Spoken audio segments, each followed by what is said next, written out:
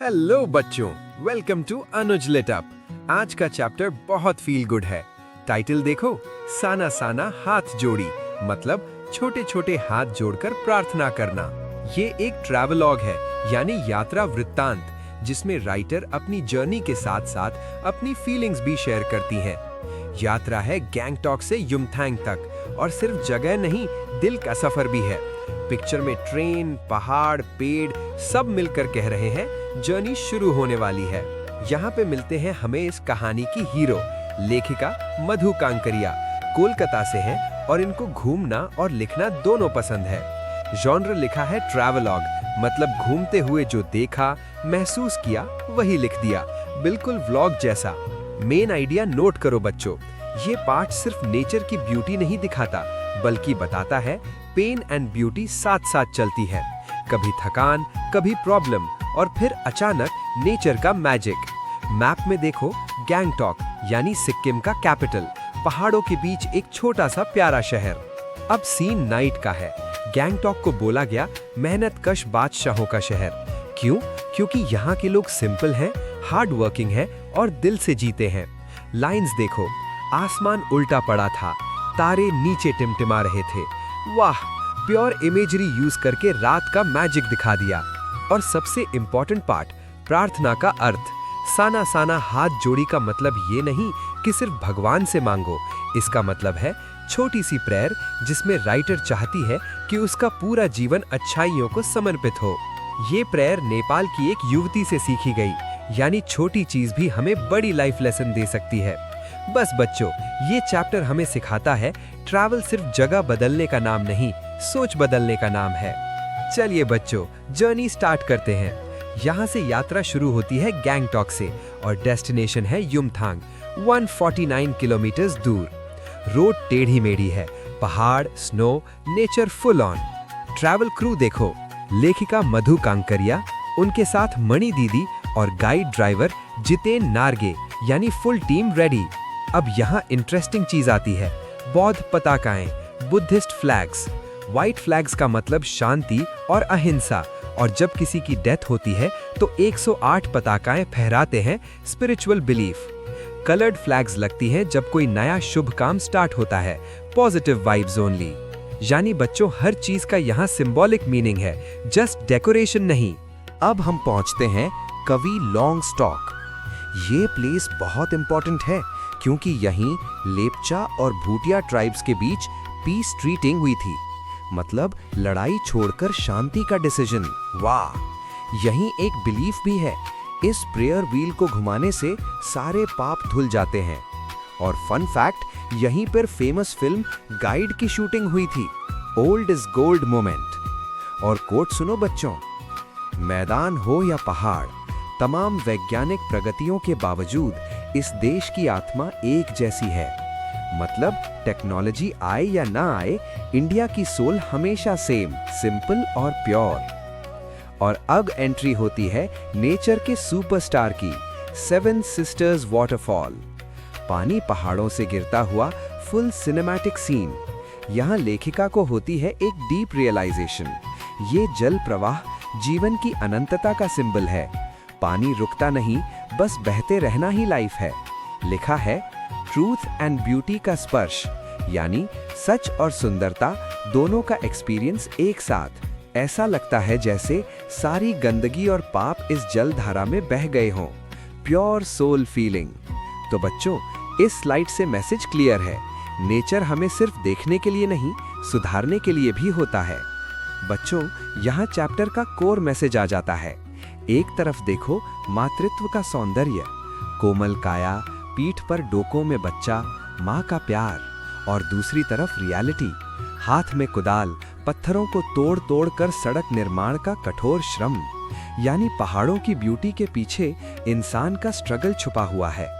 Coat सुनो ध्यान से, जिन रास्तों पर से गुजरने में आप हिम शिखर से टकरा लेते हैं, उन्हीं रास्तों को ये पहाड़ने चौड़ा बना रही हैं।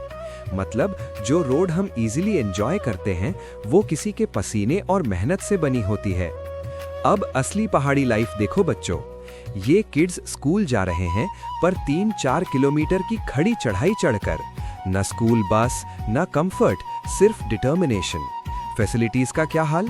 स्कूल बसेस नहीं, रोड्स मुश्किल, लाइफ टफ। और लड़कियों की दोहरी भूमिका, पढ़ाई भी और पढ़ाई के बाद पशु चराना, लकड़ियां धोना। यही है जीवन की असलियत। सिंपल नहीं, इजी नहीं, पर फिर भी लोग मुस्कुराते हैं। और अब आता है एक warm and happy moment. Place है लायूंग।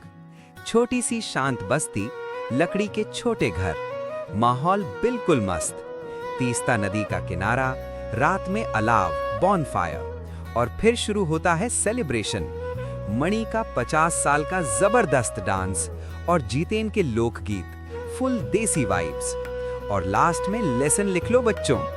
कठिन आजीविका के बीच भी खुशी का एक पल जरूर होता है। ये स्लाइड हमें सिखाती है, जिंदगी मुश्किल हो सकती है, पर खुशी ढूंढना भी एक कला है। बच्चों, अब आते हैं क्यूटेस्ट प्लेस पर, कटाव। इसे बोला गया है भारत का स्विट्जरलैंड, पर रीजन सुनो। कटाव अभी टूरिस्ट स्पॉट नहीं बना है। ना शॉप्स, ना होटल्स, ना भीड़, बस प्योर नेचर, बिल्कुल वर्जिन फॉर्म में। दूसरी तरफ स्विट्जरलैंड ब्यूटीफुल है, पर कमर्शियल टूरिज्म से भरा हुआ। इसलिए मणि बोलती हैं, ये स्विट्जरलैंड से भी सुंदर है, क्योंकि ये अभी भी अपने मूल स्वरूप में है। मैसेज क्लियर है बच्चों? नेचर जितना अनटच्ड, उतना ब्यूटीफुल। अब थोड़ा साइंस प्लस इमोशन मिक्स हो जाता है। यहाँ राइटर का आत्मदर्शन होता है। स्नो के सामने खड़े होकर बिल्कुल प्रेयर मोड। समझो वाटर साइकिल इजीली। सर्दियों में पानी बर्फ बनकर जमा हो जाता है, यही कहलाता है जल स्तंभ। गर्मियों में ये बर्फ पिघलकर नदियां बना देती हैं, और वही नदियां लोगों की प्यास बुझाती हैं। राइटर बोलती हैं, कितनी परफेक्ट प्लानिंग है नेचर की, एक बूंद भी वेस्ट नहीं। Nature is equal to best manager ever. और अब मिलते हैं रियल हीरोज से, सीमा के प्रहरी, इंडियन सोल्जर्स। लोकेशन है चाइना बॉर्डर के पास। Temperature -15 degree Celsius.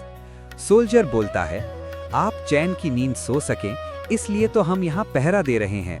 गूज बम्प्स मोमेंट बच्चों। राइटर लिखती हैं, जिसे हम बैसाख में भी सहन नहीं कर पाते, उसे ये सैनिक पौष माघ के कड़ाके की सर्दी में झेलते हैं। यानी हम ब्लैंकेट में और वो लोग बर्फ में ड्यूटी। फाइनल लेसन लिख लो बच्चों।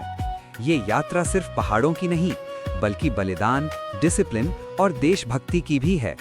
बच्चों, यात्रा का लास्ट स्टॉप है Yumthang. Snow, mountains, full post card view. पर यहीं आकर राइटर खुश और वरीड दोनों होती हैं। प्रॉब्लम क्या है? युमथांग में स्नोफॉल कम हो रहा है। रीजन सिंपल वर्ड्स में, पॉल्यूशन बढ़ रहा है और हम लोग नेचर के साथ केयरलेस हो गए हैं। लोकल लोग बताते हैं, अब स्नो देखने के लिए और ऊपर कटाव तक जाना पड़ता है। मतलब वार्निंग क्लियर है बच्चों, अगर अब भी नहीं संभले तो ये सुंदर जगह सिर्फ फोटोज में रह जाएगी। इसलिए मैसेज आता है, थिंक ग्रीन। नेचर को बचाना कोई ऑप्शन नहीं, हमारी जिम्मेदारी है। अब एग्जाम मोड ऑन। टीचर बोले कीवर्ड्स लिखो तो ये याद रखना, मेहनतकश बादशाह, गैंगटॉक के लोग जो मेहनत से शहर को सुंदर बनाते हैं। डोको, पीठ पर लादने वाली बड़ी टोकरी। बोकू, सिक्किम का ट्रेडिशनल कपड़ा। जल स्तंभ, हिमालय की बर्फीली चोटियां जो पानी को स्टोर करती हैं। राम रो, नेपाली लैंग्वेज में बहुत अच्छा। ये वर्ड्स आंसर में लिख दिए ना, तो मार्क्स ऑटोमेटिकली स्माइल करने लगेंगे। अब पूरी जर्नी को एक सांस में समझो। ये पार्ट सिर्फ घूमने का नहीं था, ये था समझने का सफर। इसमें मिला प्रकृति प्रेम, हिमालय, स्नो, वाटर साइकिल का मैजिक, मानवीय संवेदना, पत्थर तोड़ती महिलाओं का स्ट्रगल, पहाड़ी बच्चों की मेहनत, देशभक्ति, बॉर्डर पर खड़े सोल्जर्स का सैक्रिफाइस, और साथ ही संस्कृति, प्रेयर्स, फ्लैग्स, डांस, सॉन्ग्स, सब कुछ। लास्ट लाइन याद रखना बच्चों, प्रकृति हमें जितना देती है, हम उससे कहीं ज्यादा वापस ले लेते हैं। बस यही है साना साना हाथ जोड़ी, छोटी सी प्रेयर पर बहुत बड़ा लाइफ लेसन। तो बच्चों, अगर आपको साना साना हाथ जोड़ी का ये सफर पसंद आया तो लाइक ठोक दो, शेयर करो अपने दोस्तों के साथ और सब्सक्राइब करो अनुज लिट अप को, क्योंकि यहाँ लिटरेचर है दिल की बात।